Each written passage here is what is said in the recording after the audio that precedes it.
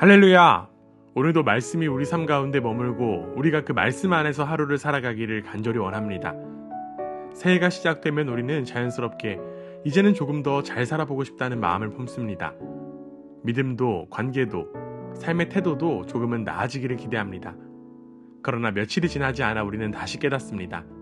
마음은 앞서가지만 삶은 여전히 버겁고 나는 여전히 부족한 사람이라는 사실을 말입니다. 오늘 요한복음의 말씀은 바로 그런 우리에게 다가옵니다. 더 잘하라고 재촉하지도 않고 더 노력하라고 요구하지도 않습니다. 대신 하나님께서 이미 우리에게 무엇을 주셨는지를 먼저 보여줍니다.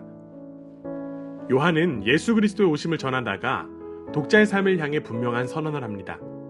그러나 그를 맞아들인 사람들, 곧 그 이름을 믿는 사람들에게는 하나님의 자녀가 되는 특권을 주셨다. 요한은 맞아들이다와 믿다를 나란히 놓습니다. 이는 두 가지 다른 행동을 말하려는 것이 아니라 믿음이 무엇인지를 풀어 설명하는 방식입니다. 요한에게 믿음은 머리로 동의하는 생각이 아니라 그리스도를 삶 안으로 들이는 행위입니다. 문을 열고 자리를 내어주며 함께 살기로 선택하는 신뢰입니다.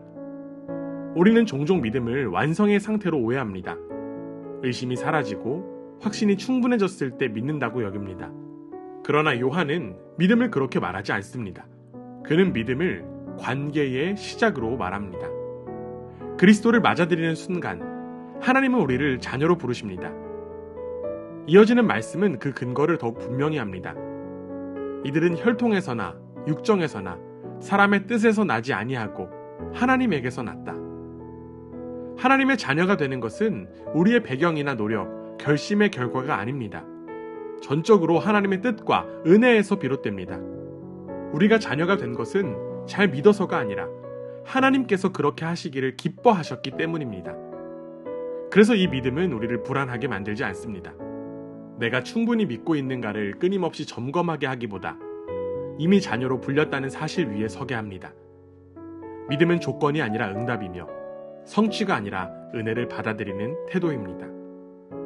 새해 시작에서 이 말씀은 우리를 안심하게 합니다.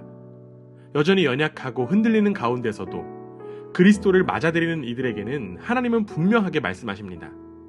너는 내 자녀다. 이 한 해를 살아가며 예수 그리스도를 맞아들임으로 하나님의 자녀라는 권세를 온전히 누리는 우리 모두가 되기를 원합니다. 요한은 믿음으로 하나님의 자녀가 된 이들의 정체성을 말한 뒤 그 믿음의 근거가 어디에 놓여 있는지를 다시 분명히 합니다. 그 말씀은 육신이 되어 우리 가운데 사셨다. 이 한 문장은 복음의 중심을 담고 있습니다. 하나님은 인간을 멀리서 부르신 것이 아니라 인간의 삶 한가운데로 들어오셨습니다. 우리 가운데 사셨다는 말은 잠시 방문하셨다는 뜻이 아니라 우리와 함께 거처를 정하시고 삶을 나누셨다는 의미입니다. 하나님은 인간의 연약함과 한계를 피하지 않으시고 그 자리 안으로 직접 들어오셨습니다. 그래서 우리가 믿는 분은 추상적인 말씀이 아니라 살과 피를 지닌 말씀이십니다. 요한은 이를 두고 우리는 그의 영광을 보았다고 고백합니다.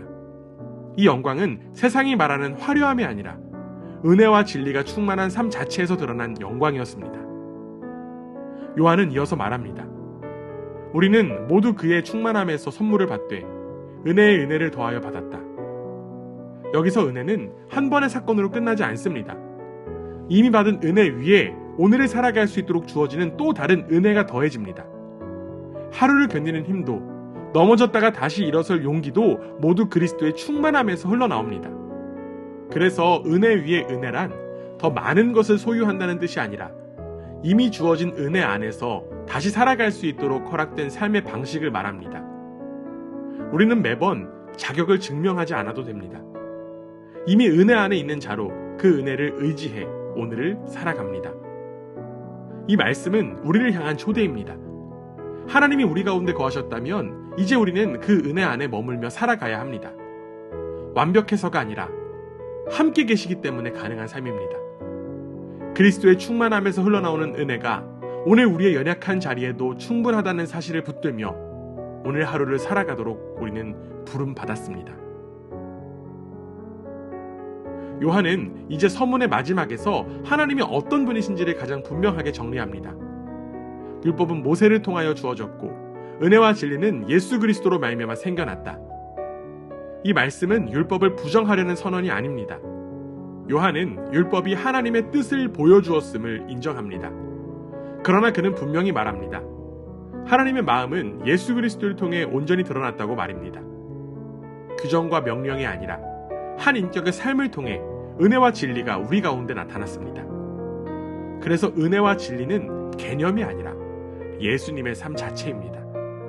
어떻게 하나님이 인간을 대하시는지, 어떻게 죄인을 바라보시는지, 어떻게 상처 입은 이들을 품으시는지가 예수님의 말과 행동 속에 그대로 드러났습니다. 요한은 하나님을 설명하기보다 하나님을 보여줍니다. 그 흐름의 절정이 18절입니다. 일찍이 하나님을 본 사람은 아무도 없다. 아버지의 품속에 계신 외아들이신 하나님께서 하나님을 알려주셨다. 우리는 하나님을 스스로 찾아낸 적이 없습니다. 이해하거나 도달한 적도 없습니다. 그러나 하나님은 스스로를 숨기지 않으시고 아들의 삶을 통해 자신을 알려주셨습니다. 여기서 알려주셨다는 말은 정보를 전달했다는 뜻이 아닙니다. 하나님이 어떤 분이신지를 삶으로 해석해 주셨다는 뜻입니다.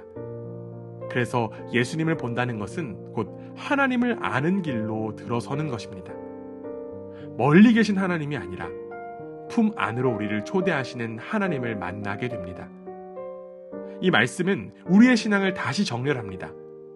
우리는 하나님을 이해하려고 애쓰는 사람들보다 이미 하나님이 보여주신 모습을 바라보는 사람들입니다. 예수 그리스도 안에서 드러난 은혜와 진리가 오늘 우리가 하나님을 신뢰하며 살아갈 수 있는 가장 확실한 근거가 됩니다. 사랑하는 여러분, 요한복음은 새해의 시작에서 우리에게 무엇을 이루라고 말하지 않습니다. 대신 우리가 누구인지 그리고 누구와 함께 살아가는지를 다시 보게 합니다.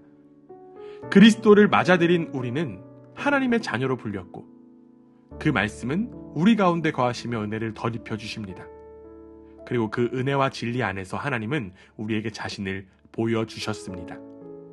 이 한 해의 걸음 속에서 은혜 위에 은혜를 허락하시는 그리스도의 충만함이 여러분의 삶을 붙드시기를 원합니다.